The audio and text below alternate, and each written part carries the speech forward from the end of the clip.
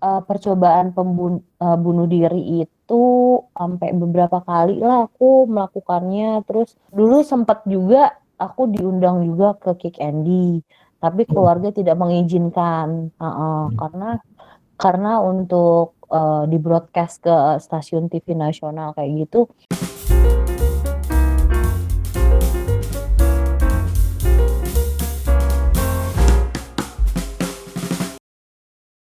Time out. Guys, bayangin ketika kalian adalah seorang mahasiswa kedokteran yang sedang belajar tentang kejiwaan dan kalian ternyata dalam perjalanannya menemukan bahwa diri sendiri itu mempunyai ada yang nggak beres nih. Nah, di sini sudah hadir bersama kita Dr. Nurul Safitri, dokter umum, dan dia adalah penyintas bipolar. Apa kabar, Mbak Nurul? Baik, alhamdulillah. Apa kabar Dokter Galang? Baik, Mbak. Ini belum tahu Mbak Nurul atau Dokter Nurul ini adalah alumni FKUNDIP 2009, kakak kelas saya yang dulu bareng juga sempat asdos juga ya dulu. Asdos. Sekarang kerja di salah satu PNS di puskesmas di Kuningan ya, Mbak ya. Iya, betul. Oke. Nah, nanti kita mungkin akan membahas lebih tentang bagaimana seorang Dokter Nurul nih sebagai dokter yang akhirnya sadar akan keadaan mentalnya sebagai bipolar, berjuang untuk menerima itu semua dan akhirnya sekarang berdamai nih dengan keadaannya dan bisa menginspirasi banyak teman-teman terutama yang mempunyai gangguan mental. Oke. Nah, sebelum dari itu mungkin bisa dijelasin sedikit Mbak, ini Galang juga sedikit lupa nih tentang medisnya bipolar nih. Nah, apa sih bipolar itu? Biar teman-teman tahu definisinya, terus adakah pencetusnya nggak sih? Terus bisa sembuh nggak? Oke, sebelumnya aku perkenalan dulu kali ya. Oke. Oke, perkenalan, nama aku Dr. Nurul Safitri. Aku asal memang dari Jakarta. Saat ini bekerja sebagai salah satu dokter di Puskesmas di Kabupaten Kuningan, Jawa Barat. Selain itu juga aku memang penyintas bipolar dari tahun 2017. Nah, kita masuk ke definisinya kali ya. Bipolar itu kan setahu kita dari terminologinya aja ada bi, 2 artinya sama polar ya, kutub. Nah, jadi memang gangguan mood yang ekstrim antara depresi dan manik. Manik itu kalau bahasa awamnya itu senang berlebihan, euforia, energi berlebihan. Kalau depresi teman-teman kan pasti udah awam, udah tahu ya. Gitu. Nah, pencetusnya itu kalau di aku memang ada masalah keluarga dan beberapa masalah dari asmara ya, dari putus cinta lah gitu. Pencetusnya dulu seperti itu, dari 2017 aku didiagnosa. Dan memang kalau dari dokter aku yang merawat selama ini memang beliau-beliau bilang kalau nggak bisa sembuh. Jadi memang hanya bisa terkontrol aja gitu. Bisa terkontrol. Bisa terkontrol itu dalam artian berarti gimana, Mbak? Mungkin biar teman-teman tahu. Jadi memang seumur hidup akan selalu minum obat, tapi kondisinya sama seperti orang kebanyakan yang tidak memiliki gangguan kejiwaan. Kalau penyintas itu maksudnya apa ya, Mbak? Definisi penyintas? Iya, sama aja sih. Jadi kayak memang mempunyai kondisi kalau buat aku ya, ada kondisi tertentu di mana dia memiliki kondisi penyakit kayak aku kan bipolar gitu, penyintas bipolar atau penyintas bunuh diri. Jadi mungkin yang pernah mengalami percobaan bunuh diri seperti itu. Tapi enggak sampai mati gitu. Berarti penyintas itu dulu pernah bipolar dan tidak stabil dan sekarang sudah stabil gitu intinya ya Mbak ya? Intinya sih gitu. Berdamai dengan diri sendiri. Ya bisa dibilang itulah. Oke. Mbak Nurul sendiri ini dulunya ada pencetusnya ada masalah dari keluarga dan juga dari asmara ya. Dan kebanyakan, bukan kebanyakan ya, Galang pernah dengar itu aktor juga ada yang salah satu aktor yang dulu di sinetron itu pernah ngebahas tentang dirinya juga sebagai bipolar, itu dia sangat menjiwai sebagai aktor perannya dalam menjadi peran antagonis dalam satu hari dan dalam satu waktu berubah jadi protagonis yang baik, dan itu sangat pengaruh ya Mbak ya, itu berarti juga ya. Kalau sebagai aktor kan memang tuntutan peran ya, pekerjaan ya. Kalau menjadi pecah sebagai bipolar sih aku kurang ngerti ya hubungannya apa. Tapi kalau menurut aku sih mungkin tekanan pekerjaan juga bisa mempengaruhi kestabilan jiwanya dia juga. Oke, sekarang nih masuk ke topik inti Mbak. Mm. Susah nih sebagai, ya kita anggap misalkan siapa ya, jangan bipolar dulu deh, misalkan apa namanya, aku deh misalkan gendut gitu. Terus kita berdamai dengan diri gendut dan kita mau berjuang untuk apa namanya, biar tidak gendut gitu. Nah itu kan sepele ya, gendut ya susah itu, apalagi bipolar yang benar-benar apa namanya, keadaan mental dirinya Mbak Nurul ini, bagaimana Mbak Nurul awalnya ada merasakan itu pas mahasiswa atau pas apa, terus bisa akhirnya menerima itu semua, tuh gimana ceritanya? Semua perjalanan sih Galang, jadi memang aku sudah menerima keadaan. Dulu juga awal-awalnya struggling juga ya, untuk masih denial juga. Kenapa sih aku dari keluarga pun juga seperti itu, denial gitu. Jadi dari Kapan akunya itu Mbak? denial, Awal keluarga juga denial. kapan? 2017. Masih Jadi koas berarti apa pas? enggak, pas internship. Oh pas Jadi aku internship. memang sudah lulus, udah punya gelar dokter. Terus pas internship aku dirawat di Bangsal Kenari, Karyadi selama 19 hari gitu. Sebelum itu belum ada gejala keluar Mbak? Sebenarnya udah ada sih, cuman masih ke psikiater itu masih dibilang distimi. Jadi distimi itu adalah gangguan depresi tapi yang ringan, tapi dalam jangka waktu yang lama. Nah, kebetulan pada saat itu aku dikasih antidepresan yang memicu aku menjadi manik.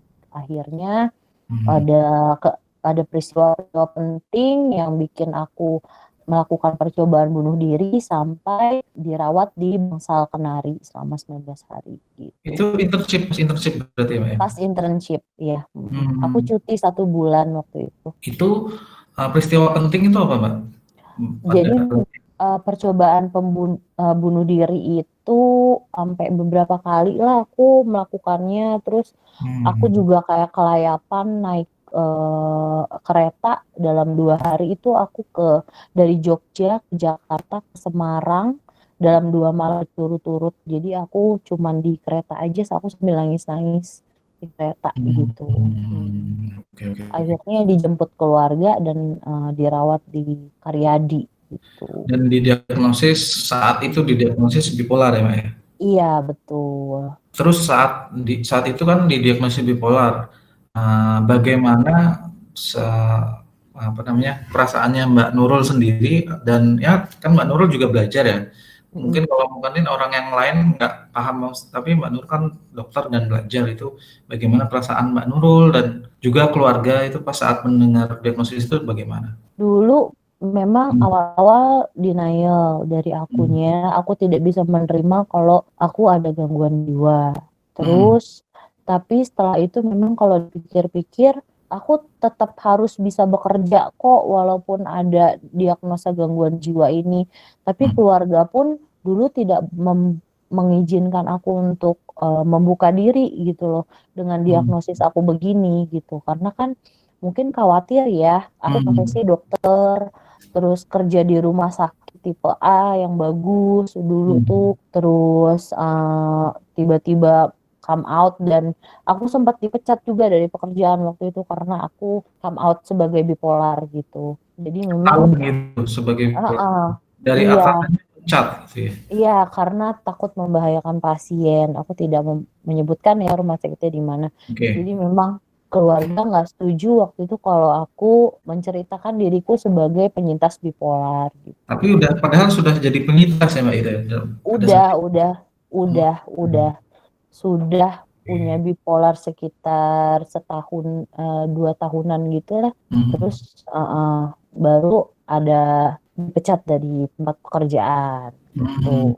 Yang Dulu sempat juga aku diundang juga ke Kick Andy, tapi keluarga tidak mengizinkan, karena untuk, di-broadcast ke stasiun TV nasional kayak gitu, keluarga takutnya kita nanti jadi terkenal karena bipolar, jadi pasiennya pada takut gitu. Akhirnya nggak mengizinkan dan ditolak juga gitu wawancara sama Padahal keluarga. tidak seperti itu ya, Mbak, ya. Padahal Enggak, kita sudah jadi penyintas dan stabil, kita pun sebagai Mbak Nurul sebagai dokter pun bisa, bekerja secara maksimal dan profesional ya, Mbak, ya. betul betul Tidak sekali. ada sama sekali gangguan-gangguan yang menyebabkan, salah Mhm, diagnosis misalkan, salah enggak pemeriksaan gitu ya. enggak, Nah, masih ke apa namanya, masih di ranah ini Mbak, apa namanya, mmm, dari terdiagnosis sampai apa namanya, menerima itu loh Mbak. Nah, jadi mhm. perjalanannya seperti apa sih Mbak? Itu masih penasaran gitu. Maksudnya kan mungkin ada apa, peristiwa apa yang membuat, "Oh, aku tuh kayak gini harus bangkit," apa gimana gitu-gitu. Ada nggak sih Mbak?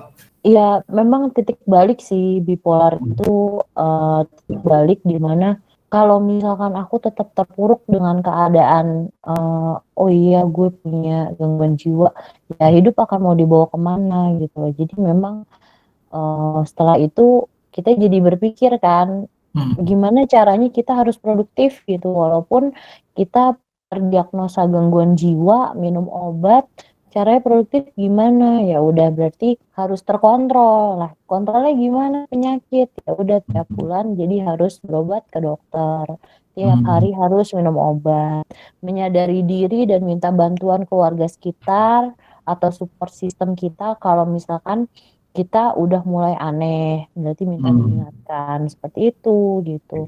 Jadi bukannya kita menolak atau denial atas keadaan kita sendiri, jadi memang harus menyadari, keadaan kita, gitu.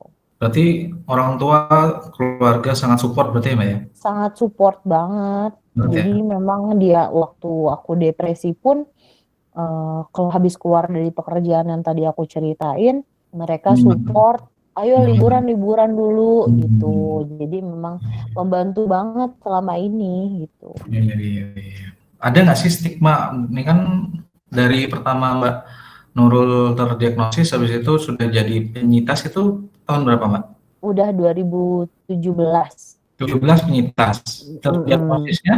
Terdiagnosa 2017 dong. Selama ini kan aku masih sakit ya, Ya kan maksudnya masih ada bipolar.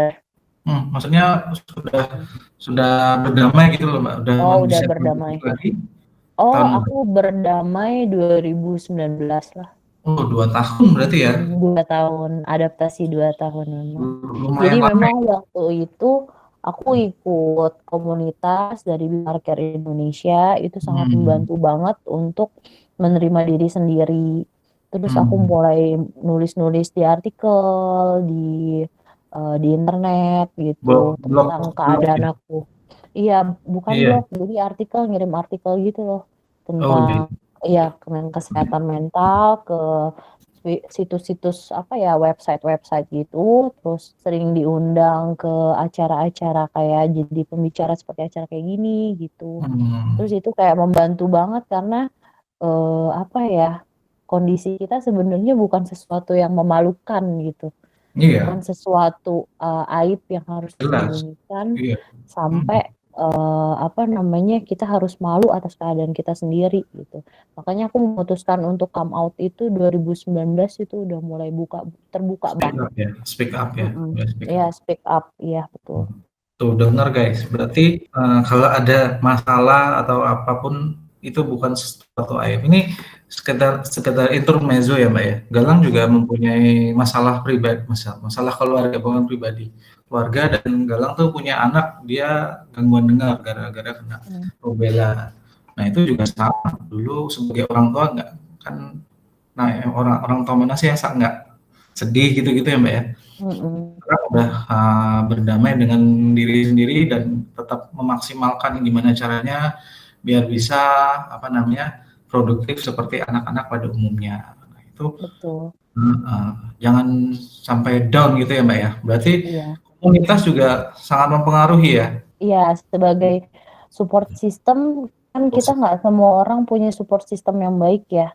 Jadi Mhm, kita harus menciptakan support system yang baik itu sendiri. Jadi kalau misalkan keluarga enggak mendukung, kita bisa berteman sama teman-teman yang bisa memberikan energi yang positif buat kita, pengaruh yang positif buat kita gitu. Oke, teman-teman juga berarti pintar-pintar juga memilih teman-teman ya? Ada juga Iya, kan yang toksik juga ada kan? ada. Oke, Tapi alhamdulillah karena komunitas itu kita ngerasa senasib sepenanggungan, jadi memang energinya baik sih. baik ya, iya benar. Iya, Kita juga merasakan loh di komunitas itu rumah siput apa yang dengan apa anak-anak tak gangguan dengar tuli itu sangat support gitu, share ke perkembangannya gitu. Kan sudah speak up nih tahun 2019, Mbak Nurul akhirnya speak up dan itu teman-teman kampus pun teman-teman seangkatan pun baru tahu dan Galang tuh sempat istrinya Galang kan 2011 Mbak Zahrotun itu. Dia juga sempat baca itu. Oh iya Mbak Nurul ini Galang juga sempat baca sekilas. Oh, ada nggak sih stigma negatif itu dari teman-teman atau keluarga sepupu? Kalau mungkin keluarga inti enggak ya, sepupu atau yang lain gitu. Nggak ada. Jadi mungkin dari keluarga aku memang masih awam ya soal kesehatan mental. Kebetulan mereka memang kayak kurang memahami juga sih. Dan mereka juga aku tidak menjelaskan lebih jauh kenapa aku ke psikiater. Jadi mereka taunya aku tiap bulan ke dokter aja gitu. Tapi kalau misalkan aku sakit apa, mereka kayaknya kurang paham gitu. Karena emang masih awam banget. Dan apa ya, memang ada beberapa keluarga juga yang nyuruh ya biasalah kurang ibadah gitu-gitu. Nah, itu. Kita singgung dikit. Nah, kan ada tuh stigma-stigma, Galang pernah dengar tuh. Oh, gangguan mental itu karena kurang sholat, ngajinya kurang. Nah, itu gimana menurut Mbak Nurul? Iya, menurut aku sih gangguan mental itu sama kayak penyakit biasa sih. Hmm, Semua orang bisa kena gitu. Jadi nggak cuman orang-orang yang walaupun sholatnya rajin sampai 5 waktu lebih sunnah segala macam ngajinya terus-terusan. Tapi kalau misalkan suatu saat Tuhan berkehendak dia dapat depresi atau psikotik, ya dia akan dapat itu. hmm, Jadi semua orang juga bisa kena gitu loh. hmm, Karena kan stresor bisa dari mana aja kalau dari iya, kehidupan gitu loh. betul. Jadi memang semua orang bisa kena seperti kena penyakit fisik lainnya gitu. Hmm. Tuh jangan ngejudge guys. Yang ngejudge sih biasanya malah akidahnya belum belajar ini. Iya, ya nggak sih? Iya, iya. Dan fun fact-nya Mbak, dulu pas Galang jiwa sakit, bukan sakit, apa namanya? Koas jiwa, Fase, stase jiwa, koas jiwa itu pasien yang Galang pakai untuk apa namanya, ujian itu dari pesantren loh. Iya Bis, makanya. heeh, Jadi nggak dia ada hubungannya nggak ada gitu. hubungannya. Nggak. Dia apa namanya hafal 5 juz. Pernah tak ini Galang kan hafal alhamdulillah hafal 1 juz lah. Tahu juz 30 gitu tak tes tuh. Bisa loh. Wow, ya mungkin ada ada apa namanya kedekatan kita dengan Tuhan dengan Allah itu juga mempengaruhi tapi tidak semerta-merta kita bisa menjudge oh ini kurang itu gitu ya Mbak ya. Tetap Betul. ada faktornya sedikit atau beberapa persen cuman kita tidak tahu kehidupan orang seperti apa, beratnya dia seperti apa, dikasih ujian seperti apa gitu kan. Itu qadarullah balik lagi karena sudah jadi takdirnya. Iya betul. Ada nggak sih Mbak tips-tips nih buat teman-teman yang mungkin masih punya punya apa namanya gangguan mental ya? Banyak nih Galang ketemu Galang kan jaga IGD ya di dekat kampus rumah sakit gitu. Ada mahasiswa datang malam-malam apa namanya banyak lah yang kayak gitu. Biar mereka apa namanya menerima dulu deh, menerima dengan keadaan mereka dan habis itu akhirnya bisa produktif. Gimana Mbak tips-tipsnya? Memang kalau itu perjalanan ya Galang. Jadi Mhm, dari awal dia lagi fase yang mungkin nggak stabil, nggak mungkin dia bisa langsung menerima keadaannya lagi sedang kena gangguan mhm, jiwa gitu loh. Jadi mungkin pas awal-awal, pas saatnya dia tidak stabil, memang obat-obatan yang perlu diberikan dulu terlebih dahulu sampai mhm, keadaan di mana dia agak stabil. Karena kan kalau misalkan pasien-pasien dengan gangguan jiwa, dia mhm, nggak akan di psikoterapi juga kan, Galang, gitu. Jadi mhm, memang dikasih obat dulu supaya agak lebih stabil, baru bisa di psikoterapi, baru nanti mulai tuh dimasuk-masukin terapi-terapinya gitu. Dari ngobrol, dari terapi seperti ya pokoknya mostly ngobrol lah ya sama psikiater. Nah, mhm, dari situ kalau misalkan sudah bisa, dimasukin oleh psikoterapinya, mulai bisa menerima keadaannya, barulah kita prinsipnya harus tetap produktif gitu. Kalau mhm, aku ya, kalau buat aku, apapun penyakitnya, kayak aku kan sebagai, penyintas gangguan mental ya, prinsipku tetap harus produktif, apapun kondisinya. Jadi mau gimana caranya, mau dengan obat-obatan, mau dengan psikoterapi, mau berobat tiap hari ke dokter, mau beribadah, itu mhm. harus tetap, bisa Oke. produktif bekerja gitu. Oke. Jadi ketika ada teman-teman nih mungkin yang belum bisa apa namanya, belum berdamai, berarti langkah awalnya dia periksa ya, Mbak, ya? Periksa, Langkah awal nggak periksa boleh self diagnose, nggak boleh self mmm, diagnose, terus memang harus periksa ke dokter dulu, mhm. dapat terapi yang baik, terapi yang cocok, baru nanti langkah Setelah selanjutnya baru kita tata gitu hidupnya. ketika sudah stabil, sudah, Betul. apa namanya, gangguan mentalnya sudah stabil, itu bisa Mhm, mencoba apa, support system yang lain. Entah mhm, misalnya apa namanya, dari apa namanya, ngobrol dari psikiaternya, mhm, ustadznya, misalkan. mhm. Nah, hipnoterapi juga gitu ya, Mbak, ya? Betul, betul. Mau dicoba dengan cara apapun, ikhtiar, yang penting targetnya produktif gitu. Luar biasa. Mbak Nurul sendiri dulu nyoba apa aja, Mbak? Aku dulu ke psikolog. Kalau Psikolog? aku lebih pendekatan medis sih, Hmm, mostly kebanyakan medis. hmm, Ke psikolog, ke psikiater tiap bulan sampai sekarang, minum hmm, obat. hmm. Terus terapi menulis, sudah nulis tuh dari teman-teman komunitas ya, nulis Berarti jadi terus. produktif ya, menulis kan? Iya, aku suka Hmm, nulis memang. Jadi hmm, setiap kondisi di mana pikiran aku ruwet, aku coba untuk menulis dituangin oke. ke dalam tulisan gitu. Hmm, Tapi dari tulisan itu pun banyak gagasan-gagasan yang sebenarnya, wah kok gue bisa mikir kayak gitu ya gitu. Jadi hmm. keluarlah gitu keruwetan pikiran kita gitu. Oh, berarti Atau teman-teman yang lain juga kadang suka menggambar gitu, melukis. iya, iya, iya. Ada nggak sih Mbak yang ternyata dia penyintas bipolar dan dia suka menulis sampai ternyata tulisannya itu dilirik oleh penerbit dan diterbitin bukunya itu ada nggak sih Mbak? Ada sih, aku kenal temen salah satu alumni anak hukum di Undip juga, adik kelas, namanya Tara, itu udah punya beberapa buku juga Hmm, dari tulisan dia sebagai penyintas bipolar. berarti produktif banget ya bisa Iya, nulis. makanya nggak, apa ya, buat aku sih gangguan mental bukan excuse buat kita tidak jadi produktif, walaupun hanya untuk mandi. Kalau lagi depresi kan susah banget tuh kita untuk menggerakkan badan kita ya buat Hmm, sekedar mandi, olahraga, makan, perawatan diri itu kan susah banget ya. Jadi oke. tetap harus walaupun kecil harus tetap kita melakukan sesuatu lah. Oke Mbak, mau boleh ini flashback sedikit nggak di sih Boleh, dulu boleh. yang bipolar itu dengan apa Mbak Nurul ini apa terkena bipolar itu kan ada episode manik sama episode depresi ya.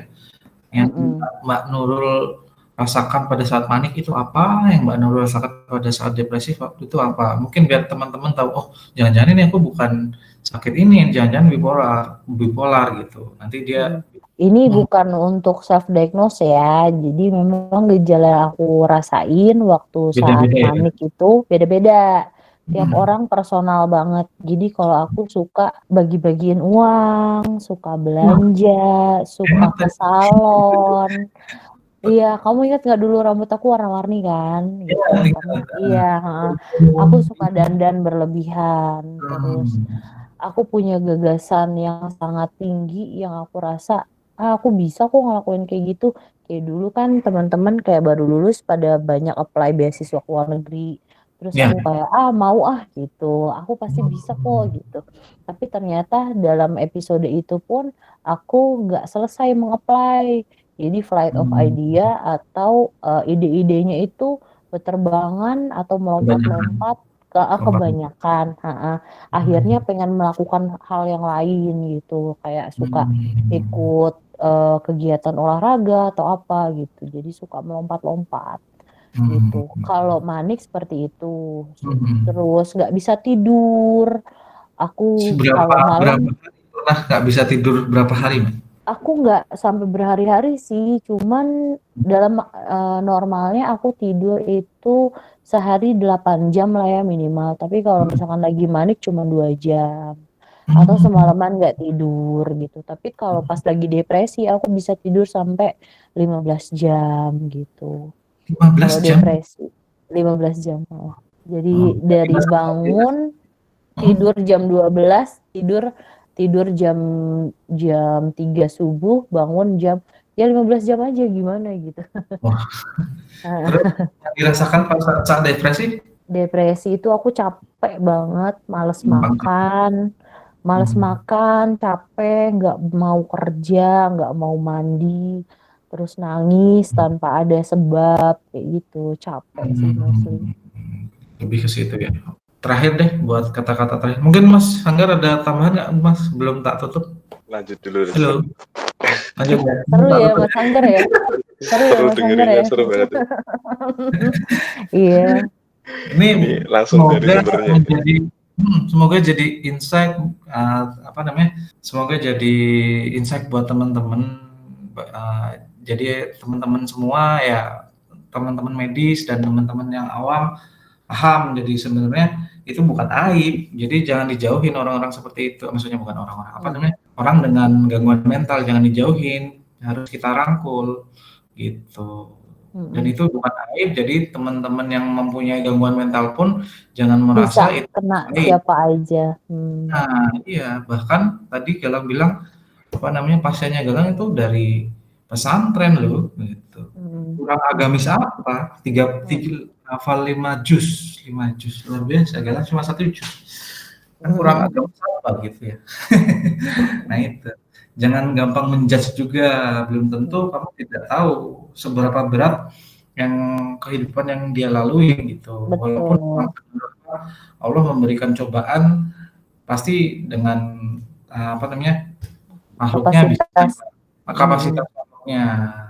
Nah itu bisa jadi semangat buat apa namanya kutipan itu bisa jadi ayat itu bisa jadi buat semangat buat teman-teman yang punya gangguan mental itu. Oh mm. Allah kasih cobaan segini itu berarti Allah percaya sama kita, kita bisa melewati gitu kan. Betul.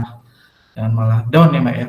Iya, betul. Ada kata-kata terakhir nggak Mbak buat teman-teman atau siapalah maksudnya teman-teman yang bipolar atau apa namanya teman-teman mahasiswa ya gitu. Oke, Apa semua gimana? orang Hmm. semua orang bisa kena gangguan mental.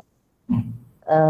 Gangguan mental itu sama seperti penyakit fisik lainnya, bisa kena sama siapa aja, tidak memandang bulu, tidak memandang umur, tidak memandang keadaan. Jadi jangan dijauhkan orang-orang dengan gangguan mental, tapi harus kita rangkul dan kita bantu untuk menghadapi gangguan mentalnya mereka gitu. Hmm. Karena mungkin bukan aku aja yang kena, bisa juga dokter Galang atau juga Mas Anggar yang kena. Tapi kita Bisa nggak seperti sadar. itu. Nah, kita nggak sadar gitu. Jadi memang kalaupun udah terdiagnosa seperti aku, tetaplah harus Hmm. aku tekanin lagi harus tetap produktif apapun keadaannya, mau seperti apa ikhtiarnya, usahanya, kita harus tetap produktif, melakukan, menjalani hidup sehari-hari gitu. Jadi memang, Oke. gangguan mental bukan halangan gitu. Berarti gangguan mental bukan halangan, dengar itu guys. Dr. Iya. Nurul Safitri 2022. Oke deh Mbak, makasih deh Mbak, ini udah nyempatin waktunya udah berapa lama nih, lumayan ya. Iya, nggak apa-apa. Semoga Makasih banyak. Ini aku mau ngucapin selamat Hari Kesehatan Mental Sedunia nanti tanggal 10 Oktober 2022. Jadi mungkin kalau misalkan teman-teman mau rilis podcast ini bisa di tanggal itu juga. Oh, 2000 Pas apa? banget. 10 Oktober. 10 Oktober ya? Iya, Hari Kesehatan Mental Sedunia. Kita tetap Dipasin Mas. Jadi momennya pas banget Kalian. Momennya pas banget, nanti bisa ini. Oke, sip. Semoga juga bisa jadi amal ibadah kita ya Mbak ya. Membuka teman-teman, pandangan teman-teman sekalian. Jadi nggak seperti itu sih, orang dengan gangguan mental. Oke, makasih banyak buat waktunya, udah menyempetin malam-malam. Gak apa-apa, seneng banget udah diundang ke acara On Stereo. Makasih ya Mbak. Iya.